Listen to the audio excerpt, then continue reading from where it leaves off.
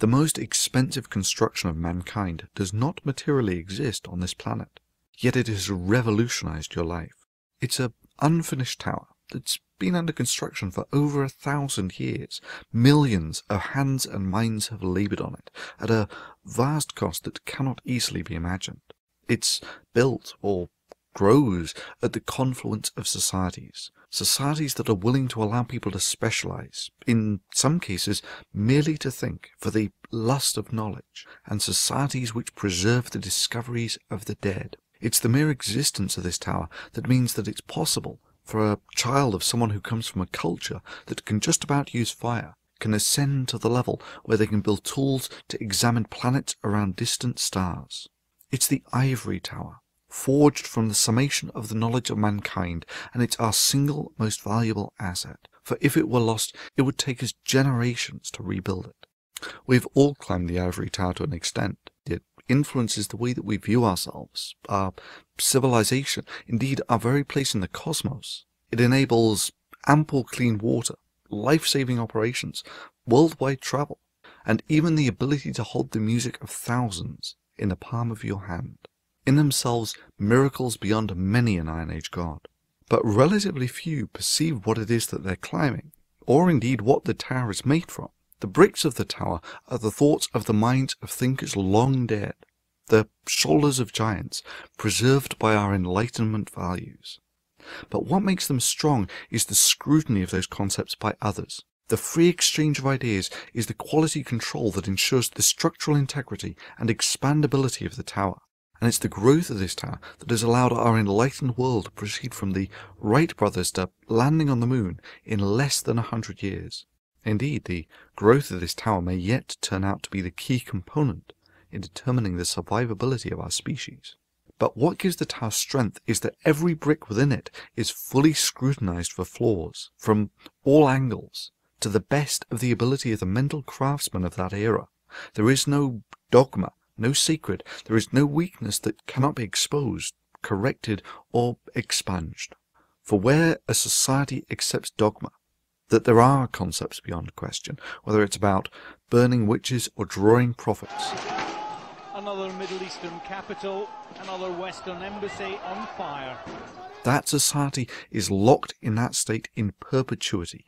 It can never advance, it can never grow beyond that dogma. For these boys, this is the only world they know. For many of them, it may be the only world they will ever know. They're not learning about math and science here. They're not learning about the world. They're learning only about one thing: God, Islam. A child is like a tree. It will give fruit. When children come to see me, I train them the right way. This is the core reason why I regard the import of dogma with utter contempt. It is the very icon of Dark Age stasis. Hell, we have over 2,000 years of the histories of societies, and if there's one thing that it's taught us, it's that societies that don't defend and preserve their acquired knowledge, societies that are content with the stasis of dogma, languish in the doldrums of the Dark Ages. For it is only the ivory tower that separates societies like this from this. For these reasons, I fiercely resist the import of dogma, for dogma is corrosive to the very matrix of the ivory tower, and the bane of those who do not want their society to regress. Previously, threats of force have applied a significant social pressure to a relatively small number, and the resulting intimidation has resulted in the de facto import of dogma. I'd like to ask him and anyone else who agrees with him is watching, is that the relationship they want to have with the free press? Because if we have to use this stupid word offensive, those of us who believe in the Enlightenment and the Constitution and the First Amendment are very much offended by this mad, babyish conduct. But we don't go out and kidnap the nearest Muslim we can find and take him hostage till someone apologizes. Okay. We don't violate diplomatic immunity. We don't, which is one of the most precious things in the international community, much more precious than the right of Muslims not to have their feelings hurt. The whole thing is a scandal, and we're all running scared from it. This trend needs to be reversed. Now, we have the advantage in that we have the summed knowledge of mankind, while in this case, those who wish to import this dogma merely have this dogmatic concept that the Quran is the best and most authoritative book written ever on any subject. We now have the internet, and we are legion. We can cause thousands to tens of thousands of images of Mohammed to be created, and thereby relieve the social pressure on the few that have thus far borne the brunt of this entire pressure. By the incremental work of many hands, we diminish the import of dogma into the enlightened world. Last year, we succeeded beyond all expectations, for not only did we succeed in repelling this import of dogma, we had the nuclear Islamic nation of Pakistan on the defensive, worried about the import of this free speech demonstration into their society. For while they are trying to prevent the import of Enlightenment values into their country, they are not applying a social pressure towards the export of dogma to the enlightened world. But prevention is better than cure, and the price of freedom is eternal and at times proactive vigilance.